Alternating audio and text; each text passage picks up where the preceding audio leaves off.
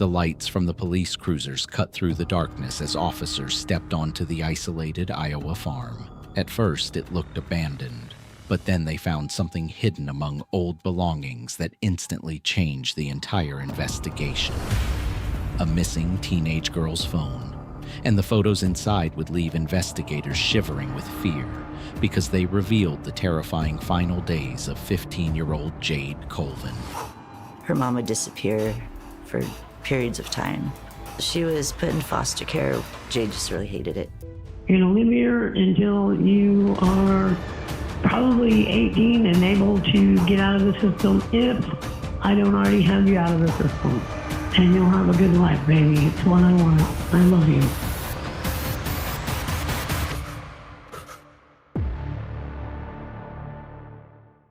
In March of 2017, 15-year-old Jade Colvin vanished without a trace. No goodbye, no body, no confirmed crime scene. For years, people believed she was simply another runaway teenager hiding from authorities somewhere across the country. But investigators would eventually uncover a horrifying secret buried inside an isolated farm in rural Iowa, a place Jade should never have gone to in the first place. To understand how this nightmare began, you have to understand Jade herself. Jade was known as quiet, gentle, and deeply loyal to the people she loved. Even as her childhood collapsed around her, friends described her as someone who always tried to see the good in others. Her father struggled with severe addiction and eventually disappeared from her life entirely.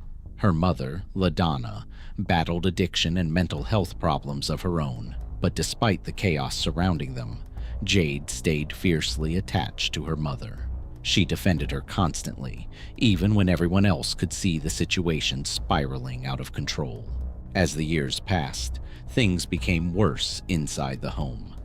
LaDonna would disappear for days at a time, leaving Jade alone with almost nothing. Most children would grow angry or resentful.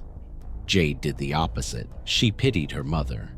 She saw addiction as something that had defeated her, not something that made her evil. Whenever LaDonna vanished, Jade stayed with friends until her mother eventually returned. But by the time Jade turned 13, authorities realized the situation had become dangerous. She had stopped attending school entirely. Officials from Iowa's child welfare system investigated the home and quickly concluded that LaDonna was incapable of caring for her daughter.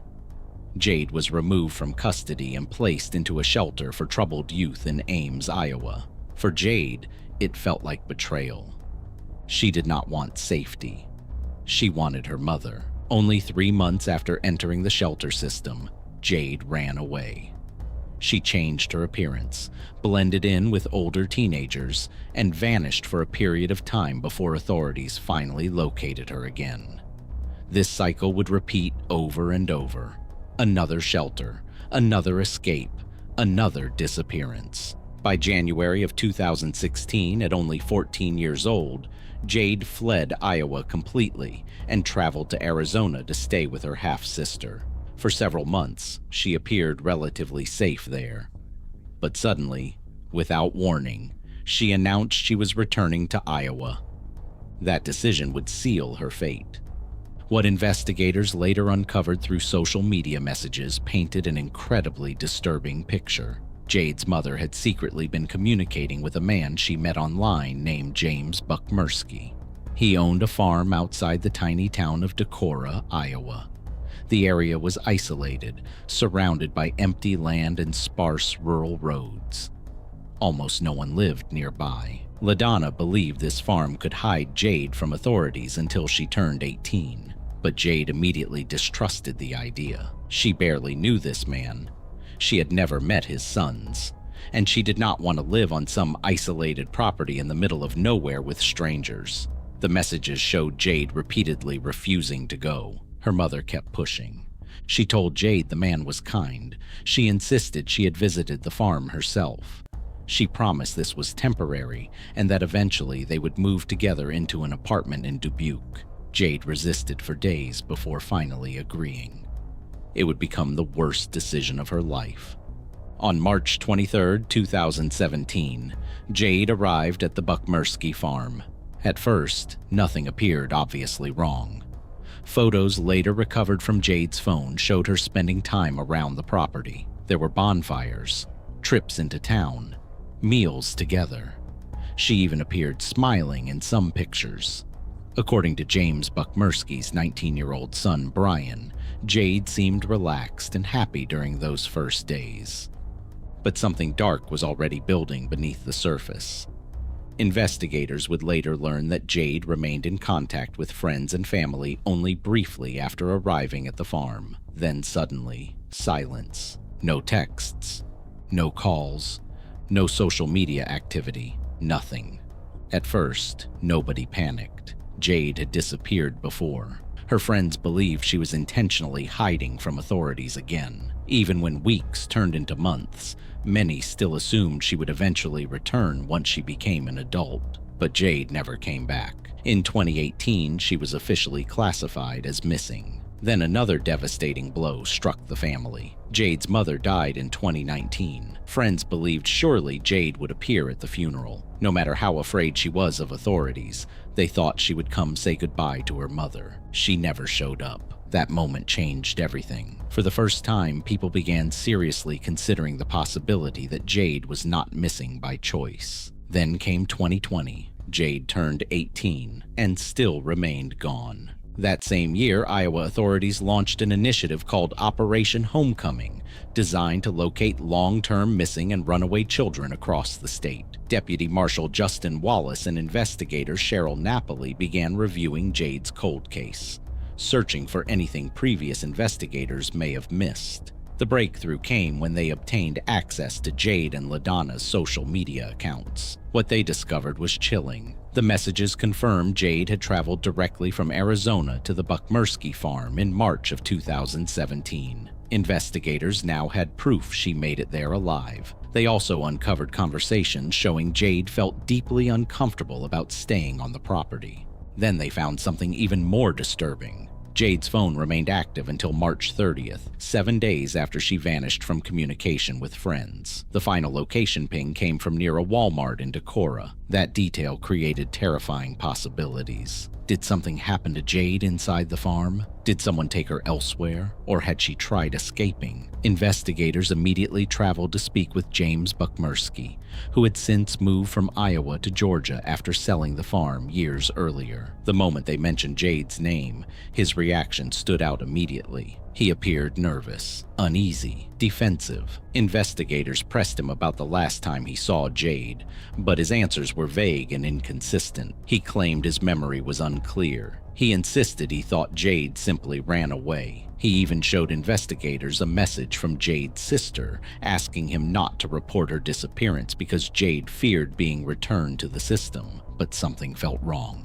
Detectives began focusing on Buckmerski's sons. One son, James Jr., was quickly ruled out because he had not even been living at the farm during that period. That left only Brian Buckmerski. Brian's interview changed the case completely. Unlike his father, Brian remembered the details clearly. He described Jade arriving at the farm on March 23rd and staying there several days. He recalled spending time with her, talking with her, even developing feelings for her. He described family outings, bonfires, and shopping trips. Then came the critical detail. Brian stated that on March 29th, his father drove both him and Jade into town. James dropped Brian off for his evening shift at Walmart. According to Brian, Jade was still in the vehicle with his father when he left for work. That directly contradicted James Buckmerski's story. Now investigators knew somebody was lying. In 2022, detectives returned to the old farm property hoping to uncover evidence, but the property had been demolished and rebuilt by new owners. Nearly everything connected to 2017 was gone. The investigation appeared to hit another dead end. Then something happened that nobody expected. As detectives prepared to leave,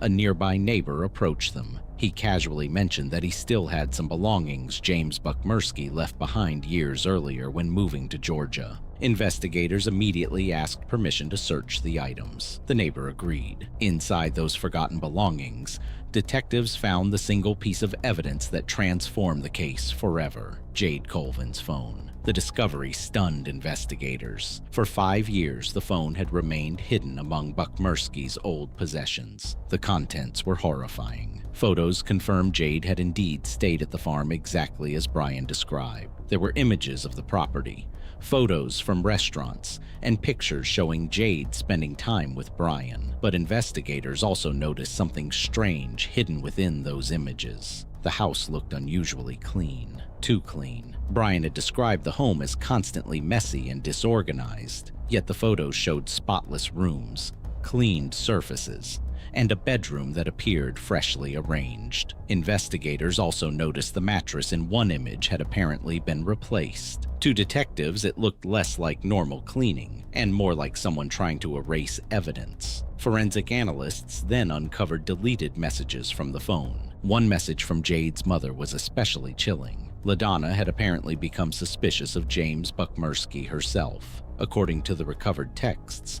she confronted him about Jade's disappearance. He allegedly forced her to leave the property while insisting Jade had simply run away again. Investigators now believed they were dealing with murder, but there was still a massive problem. No body, no DNA, no murder weapon, no confession, only circumstantial evidence. Then detectives uncovered Buckmerski's disturbing criminal history. Years earlier, he had been convicted of abusing his own children. Court records revealed horrifying allegations. He had tied his children to a metal chair connected to an electrical source while threatening them, telling them nobody would ever know if he killed them. Despite the severity of the accusations, he served only a short prison sentence. Suddenly, investigators viewed the farm in a completely different light. In 2024, authorities obtained a warrant to search Buckmerski's Georgia property. Although they found no direct physical evidence connected to Jade, they arrested him for illegally possessing firearms as a convicted felon. Once in custody,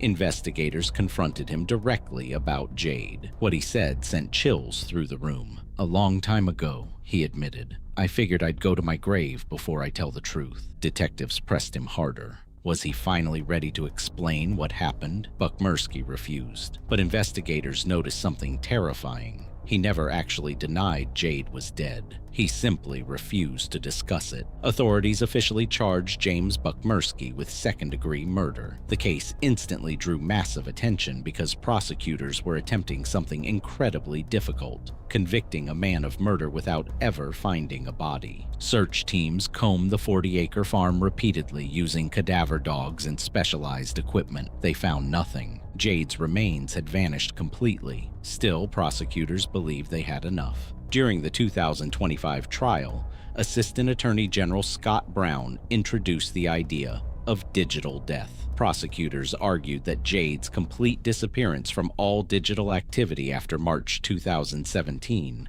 was itself evidence she had died. A teenage runaway trying to survive would eventually leave some trace somewhere online. Jade never did. The prosecution also focused heavily on Buckmerski's inappropriate interest in the 15-year-old girl and his conflicting statements about her final days. But the defense attacked aggressively. No body, no murder weapon, no DNA, no confession. Defense attorneys argued authorities were trying to convict a man based entirely on assumptions. They introduced notes Jade had previously written about disappearing permanently and avoiding authorities forever. They even suggested she may have become involved in human trafficking networks after leaving the farm. The defense pointed to reported sightings over the years and argued someone else could have abducted her near the property. For days, the courtroom remained divided. Then prosecutors introduced another devastating piece of evidence: a recorded jail phone call. During the call, one of Buckmerski's acquaintances asked whether he believed Jade had been killed. Buckmerski answered yes. Then he added something deeply disturbing. He said he did not believe her death was quick. Instead, according to the recording, it took a long time. The courtroom fell silent. To prosecutors, it sounded less like speculation and more like knowledge. On August 25, 2025, after only a few hours of deliberation, the jury returned with a verdict: guilty. James Buckmersky was convicted of second-degree murder for the death of Jade Colvin. Even after the conviction, Buckmersky continued insisting he had been wrongfully accused. He filed handwritten appeals claiming new witnesses could prove Jade was alive. Courts rejected every request. In October 2025, he received a 50-year prison sentence with a requirement to serve at least 35 years before parole eligibility. Given his age, it was effectively a life sentence. But one horrifying mystery still remains unsolved. Where is Jade Colvin? To this day, her body has never been recovered. No grave, no remains, no final answers, only silence. Some investigators believe she died somewhere on that isolated Iowa farm before her body was moved and hidden permanently. Others suspect evidence may still exist somewhere waiting to be discovered. But after years of searches, nobody has uncovered the truth. And perhaps the most terrifying part of this entire story is knowing how easily it all happened. A vulnerable teenage girl trusted the wrong people because she wanted to protect the only family she had left. She entered an isolated farm believing it was temporary, believing her mother would soon come for her. Instead, she vanished forever. And somewhere out there, hidden beneath fields, woods, or forgotten land, the final secret of what happened to Jade Colvin may still be waiting to be found.